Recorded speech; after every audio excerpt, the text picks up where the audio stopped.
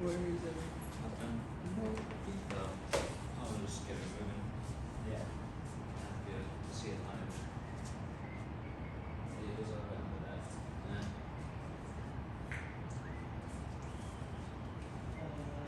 Thanks for all these. Oh yeah. Okay. So hi. I don't guys see that already. I wanted to just do a presentation overview. What exactly is this? What are the Knights?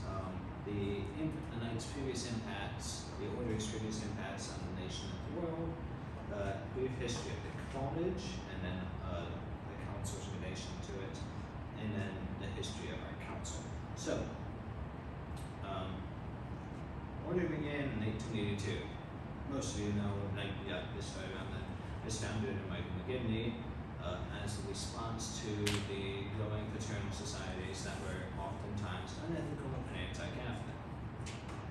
This meant work conditions were unsafe at the time as well, and when the fathers lost, when the father died unexpectedly, oftentimes that meant a loss of income for the family, and so children would be relocated up. And when children are relocated from their family, they lose the faith as well. You know all this from the exemplifications. McGivney created the order as a response to that by offering a Catholic payment society that supports its members in spiritual, practical, and financial ways. Charity and unity were the initial founding principles, and later on the order added on fraternity and patriotism, so that the full charity, unity, fraternity, and patriotism. Those are the founding principles of everything, and the order was dedicated to serving each other and serving the church. So notable things that the order has done since its founding. During the Great War, World War I, that was when the Knights' philosophy of everybody welcome, everything free. Everybody welcome, everything free. That was the order's support way of offering support to all people of all race, creed, heritage during the war. They would build huts for troops and citizens in the U.S. and Europe, and the Knights raised nearly $30 million for the war efforts. So a lot of money for it back in the Great War time. Later on, efforts were made by the order to eliminate discrimination and reduce the influence of the KKK in both America, and also promoting the religious freedom of Mexicans in the 1920s. Mexico was not very keen on religious freedom, and the Knights were taking the fight for them. This is a big thing not enough people realize. The words "one nation under God" were not initially a part of the U.S. Pledge of Allegiance. It was in 1953, after a 2-year campaign led by the order, that those words were added to the Pledge of Allegiance. And even more modern than 1950s, believe it or not, you have to fight for life, which in 2019, the order surpassed over 1,000 ultrasound machines donated to different pregnancy centers, all in support of pro-life movement. I believe that's closer to 1,500 now. I'm not totally sure. But okay, that's brief history of the Knights and everything. So let's take a look at the history of the college. A summary of the college at the time, that over pastoring Knights and BC alumni were on the council. So in the 70s, spirituality was very low on campus. There were very minimal students attending daily mass. There was a very, in words of some of the pastoring Knights, secular college. We weren't quite Catholic by name only, as universities such as Notre Dame are known as, but compared to today, it was entirely secular. The Knights, however, were the largest student group on campus until roughly the mid-90s, and from the founding, the chartering of the council in 1958. Now, this is primarily because the men on campus had a huge desire to serve, and the council was the outlet which the service occurred through. nearly every service project in the 70s, every service project done by the school was funded, sponsored, put on by manpower of the Knights. It was almost entirely through them, almost all the time. In the 80s, this was another thing that one of the pastor mentioned said, there was no liturgy on campus, there was no grotto, that wasn't until 2000s when it was made. There were no specific religious events like what we have today on campus. Though, despite all of that, roughly 3/4 of the professors were actually clergy. Apparently, it was big time, it still is for within the order of St. Benedict for the monks and priests to be higher in education, get their doctorates, get their masters, whatever it might be. Prayer was a part of every classroom. Almost every single class you'd open and enter prayer. Roughly 50 to 70% of the men on campus were Knights, and in the 90s, the faith life had gotten stronger, had been improving, but it's not near what it is like today. Men joined the council to be part of the group of this charity and service work. So, history on the college, that's done. History on the council, this is what the real fun things are. So chartered back in 1958 by 49 members of St. Benedict's College in the Abbey community. 2 of them, I believe, were also in the Abbey, including Abbey at the time. But why did they do this? Why did they start the council? The members, the charity members, had seen the example of other councils back home and in Atchison, and they wanted a similar entity, reuniting the men on campus under a single name to serve the church and serve the community. The council initially was focused on getting the students involved in Catholic Day activity, meaning they would be looking, it was very lacking at times, and that was primarily the response to getting more help with weekend masses and just bringing in a little bit more spirituality to campus, taking some note off the monks essentially. The order also provided a ton of insurance for the members, and through its small and passive works, not the real big things, it became known as the group which formed real men of Catholic integrity, united through charity and fraternity. That's a direct quote from one of the yearbooks. Some of these specific programs that the council has done in the past, throughout its time at St. Benedict's and now Benedict College, the council became known for larger events such as sponsoring different dances, mission trips, actually a nice thing originally, blood drives, intramurals started as a night's event, pennies in heaven into the Tootsie Roll drives, which helped emergency disaster relief and intellectual disabilities funding, and Christmas programs and raising money and donating gifts to local orphanages. In February, Knights sponsored date nights, and this was back when there was the KFC hall downtown, where they would make and have formal steak dinners, which were a huge hit for BC the St. Benedict's and BC students to go down, have a place where they can have a nice drink, take a nice lady, and have a good meal. So that was how it all started out. The growing of the membership. In the mid-70s, the council had roughly 200 active members. That was a third of the student body at the time, which is ludicrous. The council had a purpose and reputation on the campus, which was primarily aiding other groups with manpower and finances. An official campus ministry began to develop in the late 70s and the early 80s, but that was only really a few men amongst the Abbey and a few school officials to help oversee things. It wasn't at all what it was like today. The Knights were always supposed to serve and help though with the campus ministry type events, and it wasn't until 2014 when the campus ministry we know today with the special teams and student activity that actually was developed.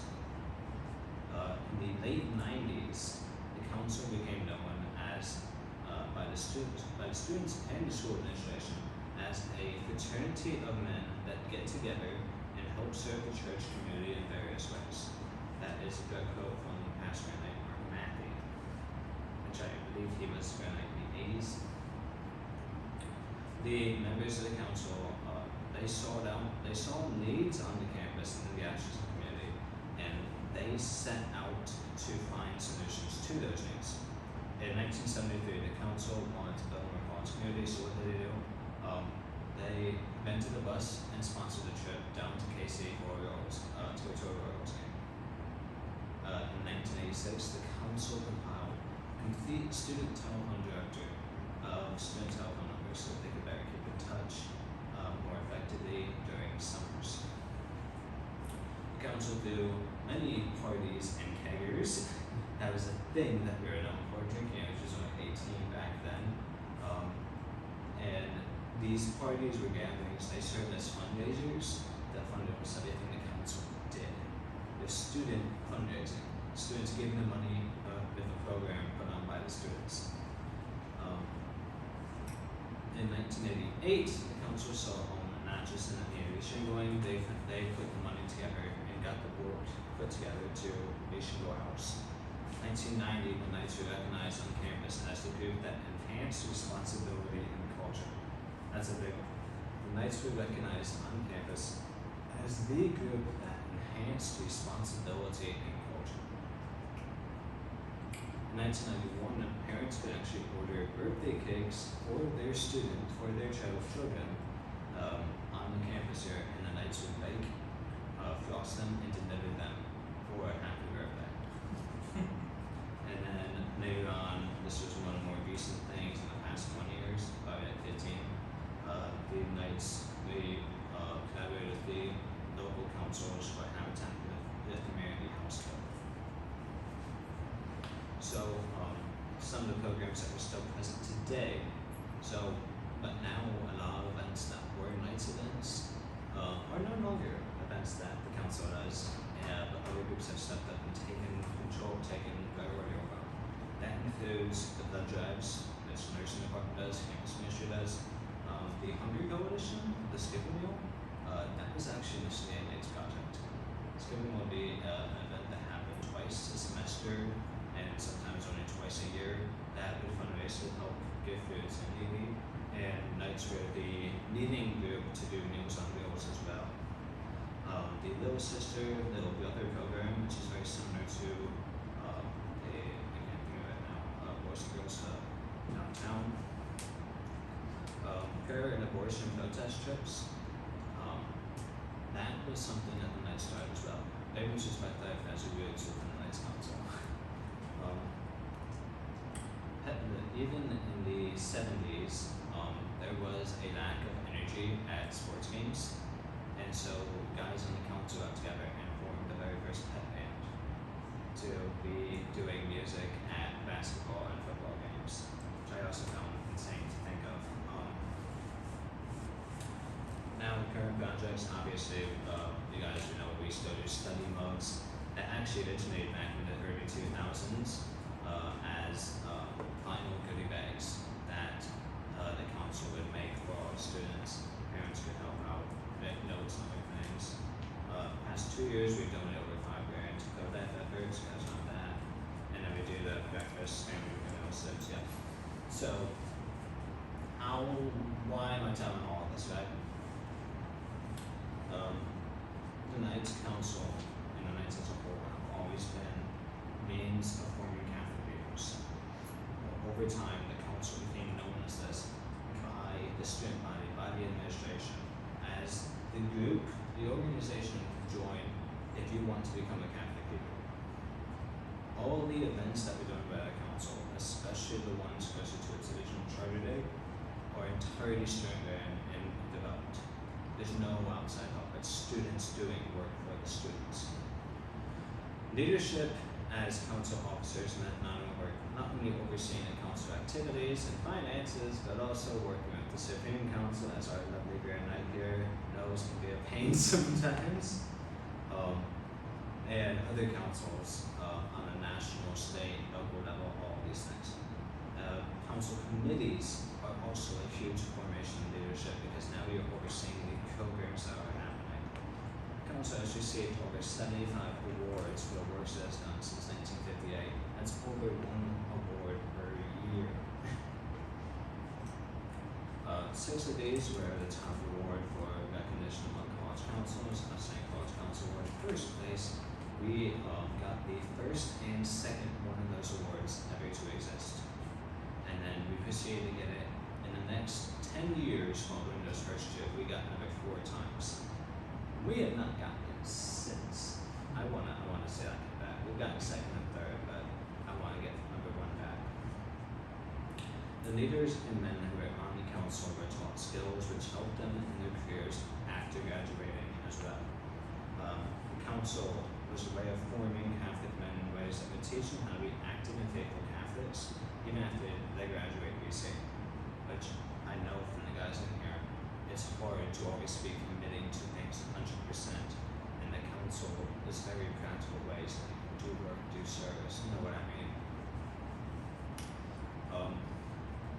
Bruce Fisher, the pastor knight of 1974 and 75. The Knights have always been a big part of my life since I was a kid. Long before I joined the order, my freshman year at BC, it was my time in the college lives that instilled in me an appreciation of Christian discipleship through service, which is charity, and fellowship, unity, and fraternity. These are 2 of the primary ways we can go closer in our relationship with Christ. So, I want to give, it's difficult when there's not a lot of people in here, I want to give a call to action for our BC students. Not just guys in the student, not just guys in council, but BC students as a whole. The Knights have always been a means through which change occurs, whether it be on the national, international, or even local, collegiate level. The Knights we were created to make change. We find the needs, we find the things that need to be addressed, and we put things in action, we do it. The change does not happen without leaders, and the campus that we know today, with all the consistent events it has, the campus ministry, the Bible faith life, it's because of the men on the council previously. It's because of the work that they did, the passive development, and working to get these programs instituted and all of these other things. So I want to promote a revival, authentic leadership on campus. This means student leadership that actually does the leading, and higher administration just helps guide them. Prime example of this is the Festival of Light that just happened. Whatever your opinion might be on it, that was an entirely student idea. The administration was able to help with it, and it was student driven.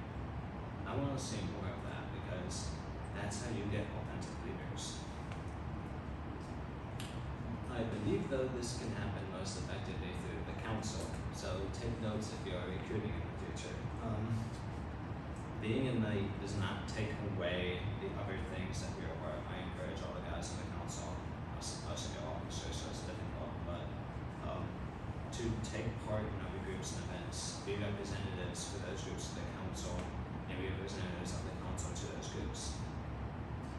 It allows us to find more ways to serve our fellow students, and also other students to find new ways to serve. The work we have done in the past 2 years, which I just was saying, the over $5 grand for pro-life efforts, and now with the library project that might be happening, has been done. We haven't had more than 25 active guys. Imagine if we take that number and take it times 8. We have 200 active members. Imagine what we can do. That's like not even, what would that be, roughly 10% of the student body. Not only would the council see greater activity, but every group which students are involved in would also rise up as well, collectively building up Christ's body on campus through service and leadership. It is through the council that I believe students can learn to transform culture in America in very small and practical ways.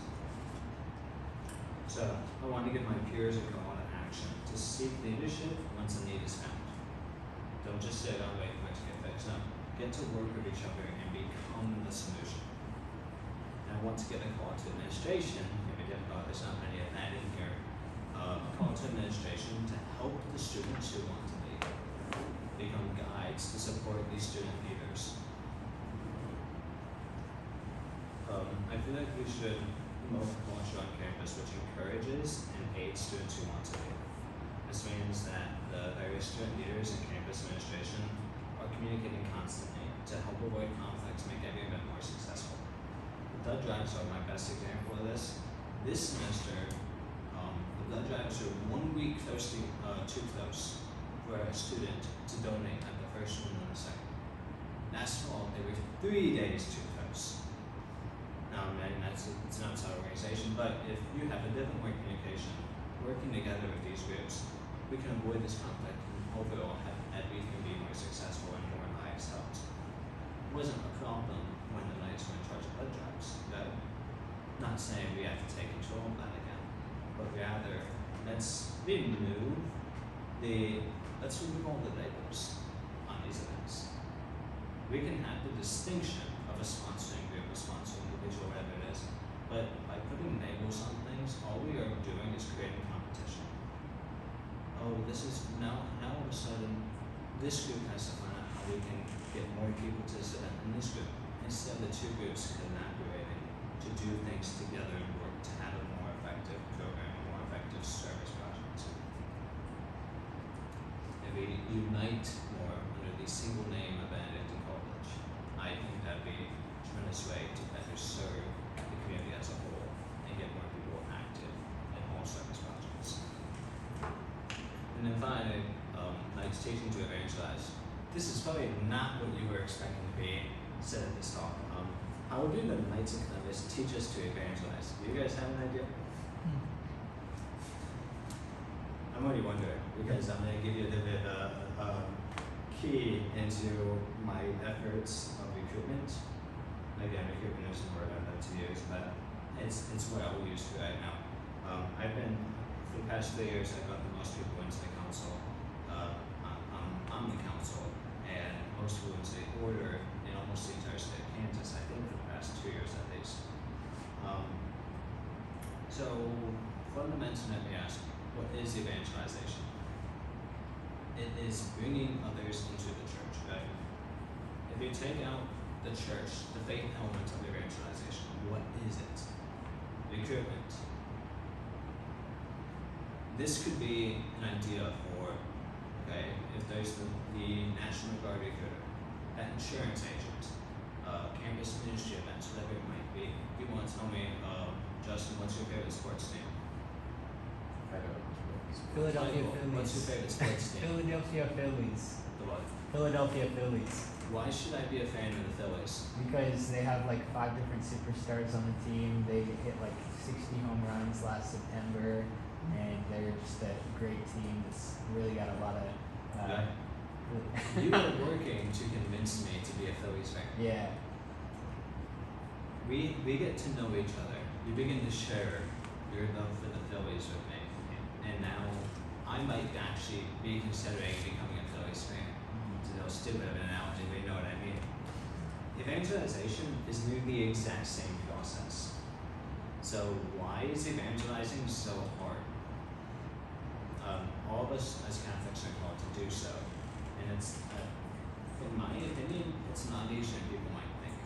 To evangelize, you only need 2 things, 2 primary things, and the rest you can continue to build on from there. You need a reason. In this case, you need a reason to make me become a Phillies fan, which would be your love for the sports team and your passion you want to share with me. And you need to have knowledge about them. Like, oh, they did X thing, or they, whatever it might be. Bryce Harper, how many Right. home runs he hit? Probably So, hit by knowing that these 2 factors, we need to have the reason, the passion for the thing, and we need to have the knowledge on the subject. This is how evangelizing occurs. This is what the Knights have taught me, growing up with them, and how I have passion for the Knights, and I have the knowledge of how we operate and what we do. It is through the formation that the Council has given previous members that culture in America at BC has already been changed, and I believe will continue to change. I believe that by reviving the desire among students to serve and giving those students increased opportunities for authentic leadership through the Atchison Council especially, that transforming culture in America will occur simply by the